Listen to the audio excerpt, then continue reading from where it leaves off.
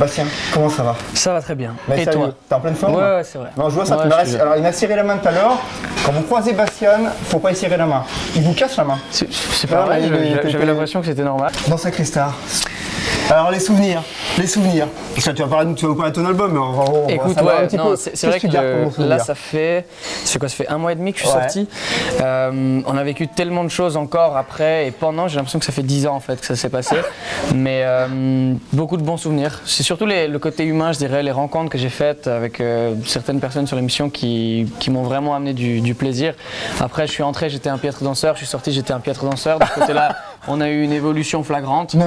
Quand tu es sorti, tu dansais presque bien. Oui, c'est vrai que presque bien. T'avais un déhanché. J'ai un déhanché maintenant qui est... Ça commençait à le faire pas mal. D'accord. Bon, t'étais pas encore au niveau de mon cadreur qui danse très bien, lui dans le noir. Il arrête pas d'ailleurs, il arrête pas. Mais non, voilà, c'est vrai que c'était un gros stress, une grosse pression. Enfin voilà, faut se mettre dans mon cas, apprendre le tango en une semaine, le faire ensuite devant 6 millions de téléspectateurs. Après ça, on peut gérer pas mal de choses. Qui connaissais-tu avant l'émission dans Sacré Star? Tu avais des contacts comme ça, tu avais déjà rencontré certaines vedettes? Il n'y a personne que j'avais rencontré. J'avais croisé Amel Bent une fois en sortie de studio, mais elle s'en souvenait pas. Ça m'étonne pas plus que ça. Je marque pas beaucoup les esprits. Mais sinon, c'est vrai que c'était plus des gens que, tu vois, typiquement des Laurie ou Emmanuel Moir, c'était des gens que moi je voyais à la télé quand j'étais adolescent. Et donc c'est vrai que c'était le premier midi où je me suis retrouvé en train de manger à côté de Laurie, en face d'Emmanuel Moir avec Amel Bent. J'étais là, je me disais, mais c'est marrant, quoi. Et donc je voyais effectivement qui étaient ces gens, mais jamais rencontré au préalable. Tu as eu des atomes crochus avec Ty Chris durant l'émission, vu qu'il y a un champion, enfin un peu foufou même ce qu'il fait. Ouais, c'est ça. Ouais, moi je lui ai dit plusieurs fois. Vous pouvez essayer, mais là ça vaut risque et péril. N'essayez pas. Essayez, c'est pas marrant. N'essayez pas. Laisse-les faire. N'essayez pas. Je veille à la sécurité des. Mais moi je m'en fous, ça nous fait des images sur le web. Après, s'il se casse la figure, tout ça peut être sympa. Non, mettez des cases, déconnez pas. Voilà, non, écoute, c'est vrai que Ty Chris, en fait, lui, il a vraiment cette culture du défi qui est assez impressionnant. Moi, j'ai plus une culture défi. Défi. Et taille des défis. Voilà. Ok, d'accord. Mais je suis déficient moi. Ouais. On va arrêter. Voilà. Donc non, c'est vrai qu'avec lui on s'est très bien entendu, on a pas mal fait la fête. Mais lui pour le coup a vraiment bossé. Et moi je trouvais ça génial quoi, parce que il faut dire ce qu'il y a, c'était celui qui dansait. Enfin c'était le moins danseur de l'émission en arrivant. Il a été jusqu'en finale. Moi je trouve ça génial. C'est une magnifique histoire. C'est la preuve que la volonté et le travail ça paye. Donc c'est un magnifique message. Mais lui il dormait sur place et toi tu pouvais pas parce que tu avais des obligations en fait. Voilà donc voilà t'étais un petit peu moins bien placé que lui pour ça. C'est vrai que j'aurais pas pu faire plus d'heures de travail que ce que j'ai fait. On avait, du fait aussi que j'avais pas une notoriété immense en France, on devait comme ça, et c'était pour mon plus grand plaisir, afficher vraiment une actualité musicale aussi. Et donc pendant l'émission, c'est vrai qu'on a bougé énormément. J'ai eu ce voyage à New York, on a fait des clips, on a enregistré de nouvelles chansons. Et donc c'était un peu 3 vies en même temps. Un petit peu à l'image de Laurie en fait, qui a sorti son album quasiment juste avant l'émission, je crois, ou pendant, je sais plus. Un album qu'elle a intitulé Danse. Ouais, exactement. Ça avait porté bonheur, t'es allé quasiment en finale. Ouais, et toi, tu l'as sorti au mois de mai en fait, ton album. Exactement. Tu peux dire le nom? Il s'appelle Tomorrow May Not Be Better. Voilà, dans un anglais prononcé. Merci parce que j'aurais pas pu le dire. C'est pour ça que je te demandais de le dire. Toi, je sais pas, je le dis, c'est une cata. Non, et il était sorti en Suisse en fait d'abord en septembre 2011. Exact. Ouais. Et il est sorti en France ensuite un peu dans l'anonymat en mai 2012. Et voilà, il est sorti en Belgique aussi hier ou aujourd'hui. Hier. Ce qui est bien dans ce que j'aime bien, Sébastien, c'est qu'il suit ce qu'il fait. Voilà. C'est ça qu'on adore chez lui. C'est que j'aime bien laisser un peu de suspense. C'est mon côté freestyle. C'est quoi à 7 ans ce groupe que tu as créé, les Tigres du Feu? Mais c'est quoi déjà? C'est quoi le nom? C'est quoi ce nom? J'avais 7 ans. Les Tigres du Feu. J'avais 7 ans. Mais c'est quoi? C'est tentant. C'est tentant. Non alors. Il faut revenir sur cette histoire des Tigres du Feu. C'est vrai que c'est quelque chose.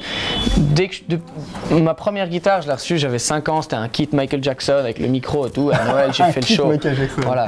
Mais les Tigres du Feu, c'était un groupe dans ma classe en fait, où je pense qu'il y avait plus de personnes qui étaient impliquées dans le groupe que de spectateurs. C'est-à-dire qu'il devait rester la prof. Parce que voilà, j'avais envie de mettre chacun dans un rôle, j'avais envie de. Et c'était déjà des compos quoi. Ça parlait de la forêt et de mon amoureuse, mais c'était c'était des compos et vraiment j'avais envie de créer et ça a tout le long été comme ça. En mars 2011, tu as sorti un single qui s'appelait Lucky.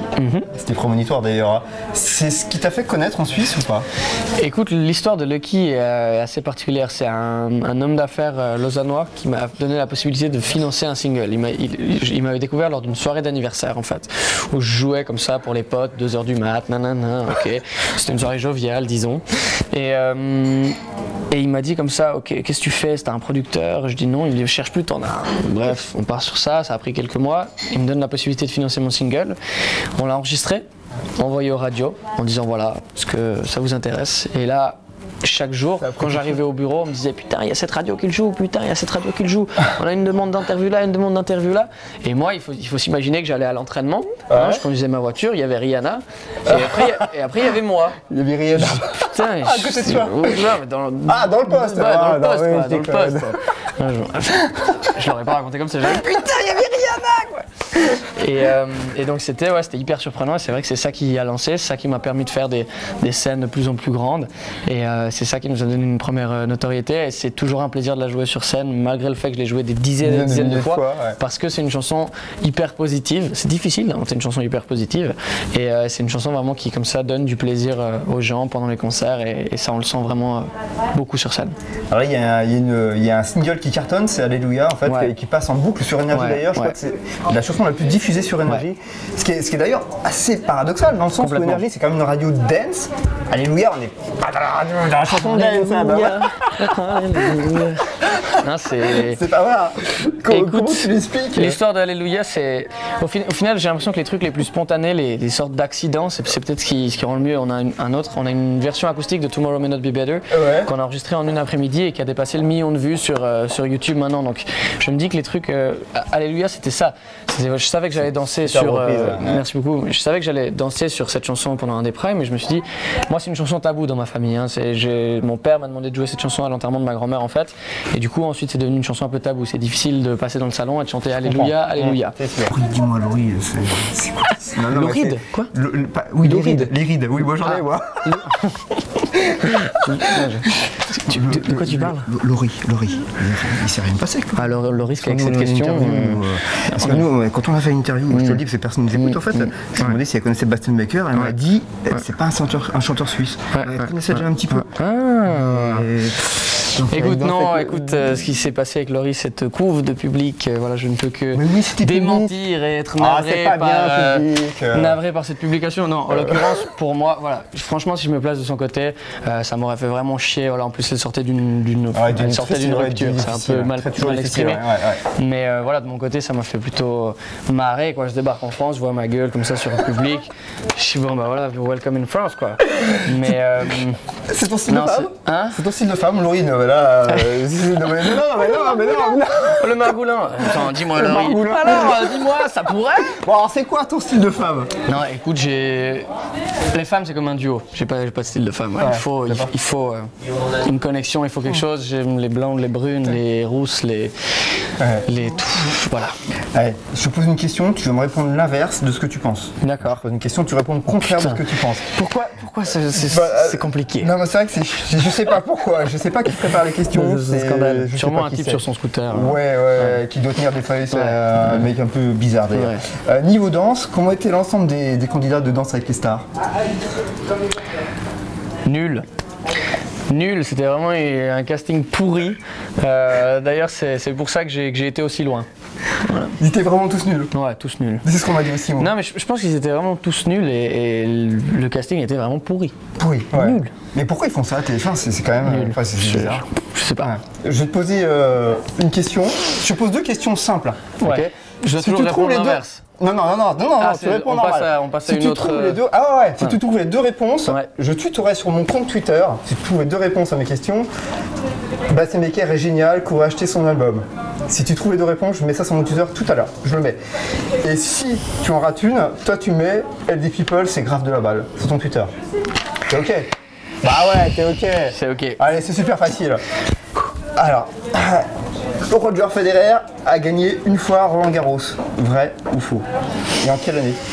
vrai contre Söderling. Ouais, et c'était en 2011, si je me trompe pas. Moi j'aurais dit 2010. Ouais, pas 2011. 2010. Ouais, hein. j'ai pas la vraie réponse, c'est 2009 ou 2010. Je crois que c'est 2010. Ouais, mais exact. contre Söderling, facile. Bon, ah bah, ça c'est pas mal.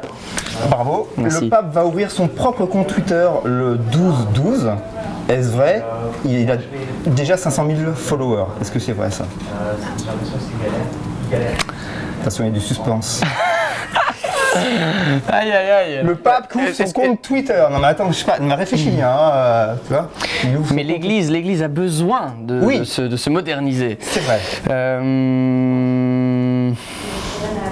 C'est vrai. C'est vrai, c'est fou. Mais c'est vrai, c'est fou. C'est vrai. C'est fou. C'est vrai. C'est fou. Bah, t'imagines le pape devant son ordinateur en train de tweeter followez-moi. Non mais c'est bien, c'est la modernité. Ouais. Et bah, je crois que je suis grillé et je vais être obligé de marquer sur mon compte Twitter. Je ferai un effort de mon côté aussi. C'est vrai? Ouais, je vais essayer. Je vais essayer. Mais là, je vais essayer. Voilà. Mais moi je le kiffe. Je vais faire un effort. Non mais je l'adore lui. Lui je l'adore. Ah, ouais. Même s'il met 6-0, 6-0 au tennis, je l'aime.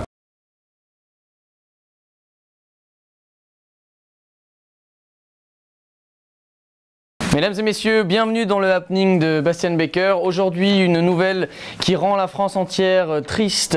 Lionel, journaliste émérite, est malheureusement passé à l'interview avec Bastian Becker. Une interview en plusieurs parties qui se sera déroulée de manière catastrophique. Le chanteur Furax a décidé de s'en aller. C'est l'actualité d'aujourd'hui. Merci de nous avoir suivis. À bientôt. Alors, pour être chanteur, il faut être suisse. Je pense que ça lance les carrières. On le voit d'ailleurs, un nombre de chanteurs suisses qui cartonnent à l'international qui est démesuré, hein, vraiment une proportion immense. Non, pour être chanteur, il faut chanter. Ouais, chanter. Et chanter beaucoup. Chanter. Enchanté. Tu fais beaucoup de sport, montre-nous les muscles de tes mollets ou de tes bras. Alors...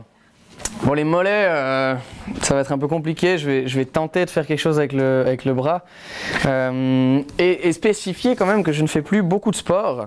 Voilà, donc là je procède à un enlevage de pull très sexy. Voilà. Donc vous préférez celui-là? Alors voilà, magnifique. Voilà. Hein, classe intégrale, merci beaucoup, je vois de l'admiration. Merci, je suis flatté. Il y a voilà. du lourd. Voilà, je suis flatté. Donc je me suis fait un claquage en fait sur ce bref mouvement. Non, il faut dire à part ça que j'ai plus l'occasion de faire beaucoup de sport ces derniers temps, mais que le mode de vie et le rythme de vie que j'ai actuellement favorise quand même à rester en forme. Les 2 heures de concert, ça épuise. Alors tu dois soutenir le mariage gay, pour cela tu dois embrasser symboliquement quelqu'un. Tu choisis. On a des bonnes des questions, hein. Ah c'est cool, hein, on se marre bien, hein. Ah super, ah, génial. Écoute, je choisis l'homme qui saura faire battre mon cœur pour vraiment que je me sente impliqué. Tu viens d'assister à une reprise d'une de tes chansons par un candidat d'une télé-réalité musicale. C'était une catastrophe. Et le gars te demande, alors c'était comment? Tu réponds, à chier. L'honnêteté... je peux rien faire contre, malheureusement. Ensuite, voilà, c'est une question d'appréciation aussi. Hein. Ce ne sera peut-être que mon point de vue. Peut-être que le reste de la Terre aura trouvé cette interprétation fantastique et unique.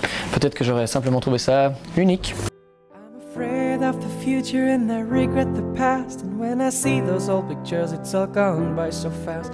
Only a quarter of my life up, but all hope is dead. Be confined to an office is not what I had planned. This abyss of what's to come, I don't know where I stand. Someone should stretch out a rope now, stretch out a rope. I put myself in a big mess, I'm not sure I understand. People talk about what they talk about. Donc un album qui s'appelle Tomorrow May Not Be Better, que je vous conseille tous d'acheter et de télécharger légalement. Effectivement, c'est un magnifique cadeau de Noël, vu qu'on est dans la période des fêtes, j'en profite. Sinon voilà, c'est un album qui est une sorte d'introspection de ma vie, beaucoup d'expériences personnelles et beaucoup de chansons dans des styles différents, et surtout il y a un live aussi qu'il faut venir voir, notamment le 17 décembre à la Cigale, et des autres dates qu'on va bientôt annoncer. Donc restez connectés, on est sur Twitter, on est sur Facebook, il y a un site, il y a tout ce que vous voulez, c'est la génération internet, c'est magnifique. Merci de nous avoir suivis, à bientôt.